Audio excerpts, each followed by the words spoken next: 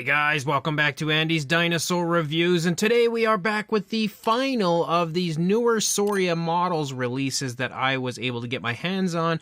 This is the final figure that has come out from Sauria Models, which is the Stegoceras. And what's cool is we actually have two different scales for this version right here. We have 1/20th, which is obviously the larger version here, and then we've also got a tiny 1/35th scale version. Now, I believe he stated that he just included this 1/35th scale version just for fun because, again, it's pretty cool to see this dinosaur in such a standard scale for dinosaurs. I would say 1/35th scale is definitely one of the most popular scales overall.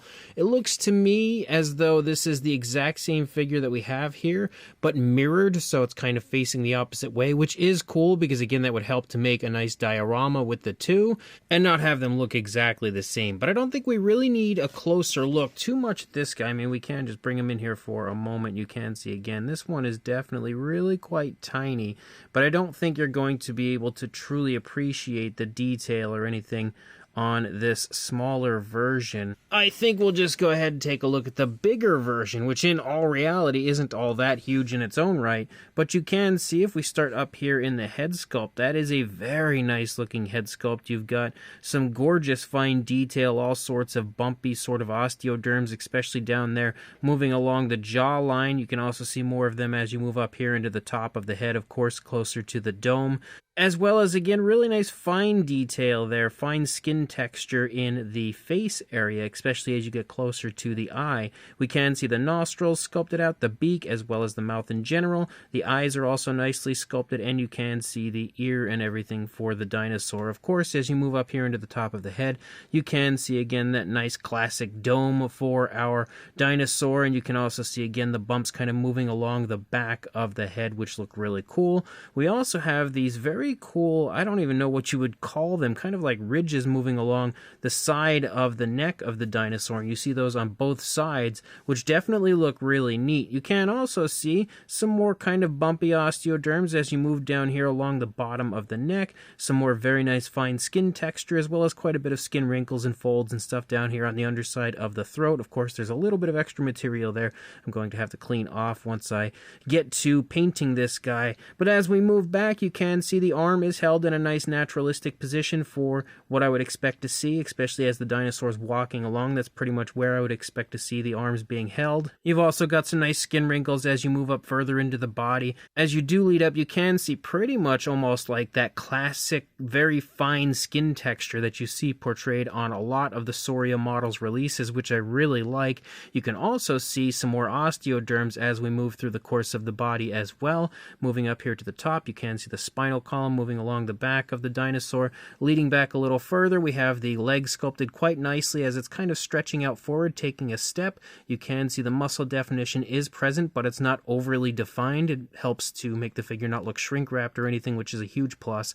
As you move down, we have the calf muscle, and then leading down even further, we've got a really nice looking foot sculpt, quite bird-like, I would say. You can see the nails sculpted, the toes sculpted. They're kind of spread out as the dinosaur is walking along, and yes, we do have dew claws sculpted as well. And then as we move back up, you can see a slight amount of creasing right there back behind the thigh. As you lead out through the length of the tail, you can see the tail is quite nicely outstretched, kind of straight out, but there is a slight curve to it, which you can see. Moving along the underside as well, again, the detail looks quite nice, but is really quite fine. You can see kind of like some musculature to the chest as you again lead back up into the throat. We can obviously see the dinosaur has a turn currently occurring when it comes to the body, so it looks as though even though it's walking, it's making a right turn. The curvatures of the tail also kind of give you that look and feel for the figure. Again, looking at the head sculpt from the opposing side, you can see it looks quite nice over here, and as we continue to move back, you can see the detail continues to look really quite nice. One thing I love about this model in general is the fact that we don't get too many models of this species, so it is really fun to have one here, especially a high quality version from Sauria Models. You can see the arm is in a little bit of a different position, held a little further back into the body compared to what we see on the opposing side. We've got the muscle definition and everything present on this side as well. And then as we lead back up into the stomach, you can see more of those osteoderms, as well as, again, more of that really nice fine skin texture. The skin kind of stretching off of the stomach here as the leg is trailing slightly as well. And then moving up here into the top of the dinosaur, we can kind of make out the hip bone, but again, it's not overly elaborated, which is definitely a good thing. We have the musculature of the leg moving down, but again, nothing super tensing. It doesn't look like the dinosaur's running quickly or anything. It basically looks like it has just taken a step forward, is about to turn right, and at the same time is just kind of standing here for a moment, just looking around. And then as you lead down, you can see the foot sculpt again looks quite good over here, just like we saw on the other side, and then we lead out into the tail, and again, it kind of curves slightly away from us, but that is definitely a really nice looking figure. No surprise, because again, the Sauria Models releases are always fantastic. But let's go ahead and get this painted up and we'll check it out when it's done. So we are back and they are finished, and you can see now again with the paintwork on them, they look phenomenal. You can really see once you apply some paintwork, it definitely brings out the detail perfectly on these figures and shows you just again how incredibly highly detailed they are once you add a little paintwork and how impressive they are. It's again exciting to have this species made by anyone, but again to have it made so nicely from Sauria Models is just extremely exciting. And when you get nice and close, like look at that head sculpt. That is such a gorgeous head sculpt with, again, so much really nice fine detail to it. And as you move through the body, again, you can see that it looks gorgeous no matter where you look. I even really love the pose where it just kind of looks like it kind of walked up and just sort of crouched down and is maybe about to take a drink, or even maybe about to kind of get into a little bit of a duel with another one. I'm not too sure exactly what is about to happen here, but I love the pose on the figure. And again, the overall sculpt is exceptionally highly detailed and just looks gorgeous as a whole once you add some paintwork to it. And what's really cool is I actually painted out the little version as well with the same color scheme, which again you can see the 1/35th scale version is so ultra tiny. It's crazy how impressive it looks once you actually get some paintwork on it. But he as well, again, is just super nicely done even for the smaller size.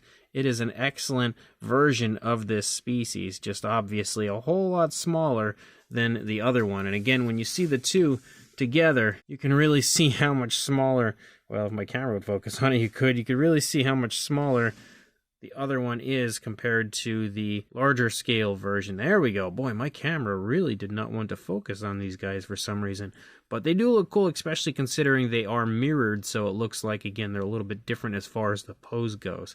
But as far as a size for these figures, I'm actually going to use a wild pop-up figure here just to help with the balance currently. But for a length, you were looking at around, let's try to get this perfect as we can. There we go, about 5 1/4 inches, or around 13, closing in on 13.5 centimeters, but not quite there. And then for a height, about 1.5 inches or 4 centimeters. Now, obviously, the 1/35th scale version is going to be a little bit different. I don't even know for sure how the heck I would measure this guy. He's so small. So there we go. For a length, you are looking at a little bit, I was going to say a little under, but more like 2 1/4 inches or around 5.5 centimeters. And then for a height, if it's in its standing position here, about 1/2 inch or a centimeter, a little under 1.5 centimeters, but not quite in that spot. For a size comparison, there is Mr. Papo T-Rex, the Attack Pack Colovosaurus, Robert Muldoon, and the Collect A human being next to our Sauria Models, Stegoceras, and you can see again that they are definitely really quite small, and that's pretty much to be expected. With this species, they are not a very large species, so whether you get the 1/35th scale version, which again is so small, or the larger 1/20th scale version, they're still going to be quite small either way. Now, I don't have any other figures of this species, so I basically went and grabbed the Papo Pachycephalosaurus and brought that one in here to show you next to our Sauria Models Stegoceras, and you can see again that the Papo Pachycephalosaurus, which is a fairly small figure, is still quite a bit larger than we have for the Sauria Models figure. So if you are intending on getting this one, again, just come into it knowing that you're going to get a nice and conveniently sized figure, because again, it's such a small species, it's kind of hard to get you a large version of it. Even at 1/20th scale, you can see it's still fairly small. This comparison should hopefully help to give you an idea of that. But also, again, I really don't have any other Stegoceras models in my collection to compare with this. I don't know that I have any at all, so this actually would be my first, if I can remember correctly, outside of a skull replica that I have. So I think I'll just go ahead and grab some Sauria Models figures to compare here. So there is a size comparison next to the Sauria Models Chasmosaurus, which you can see, again, obviously quite a bit larger. And just going into this, be aware that this is definitely the smallest Sauria Models figure that I have. So either way, no matter what figure I bring in from Sauria Models to compare here, the Stegoceras is definitely going to be the smallest. So with that being said, we'll just go the route of the largest model from Sauria Models that I have, which is the Carcharodontosaurus. And you can see again, it quite massively outsizes the Stegoceras, as you would expect, again, considering these species are a little bit different as far as sizes go. So these Sauria Models Stegoceras figures are awesome. Again, I love the fact that he has different scales for these. Again, 1/20th and 1/35th scale, because it is neat to be able to have like an accurately sized 1/35th scale version of this, even though it is super, super tiny. It's also cool to have the 1/20th scale version because it gives you a much bigger and better appreciation for how good the detailing and everything is on the figure. It also makes it a little easier to paint at a bit of a larger size, but it also kind of makes it look like you have like an adult and a baby at the same time, so that's pretty cool as well. So if you do get one of each from the scales, you know, that are available, you can have again a maybe an adult and a baby sort of a look. But sculpt wise, these are absolutely phenomenal. With everything that Sauria Models creates, they are always continuously out of this world when it comes to their sculpts and fine detail. And again, these figures are absolutely gorgeous. I love everything about the fine detail, the overall design, and even the pose. The pose is really nice and naturalistic. The only thing that's a little bit of a downside for this one is the fact that it doesn't stand, but I think that's just because the tail is so long. It's just, you know, kind of back heavy, I guess you could say. You know, it's heavier in the tail, so it's harder for it to stand. But that's nothing that a little super glue and a small base can't fix. And then again, it'll be standing like a champ. So definitely an absolutely epic release from Sauria Models. An awesome species choice, again, as I don't have any in my collection at all. So really excited to now have some. So if you are interested, I will include links in the description to all of the social media accounts of Sauria Models where you can head on over there, contact them, inquire further about purchasing these, and definitely pick them up. And of course, like, comment, and subscribe, and I will see you in the next review. Thanks for watching.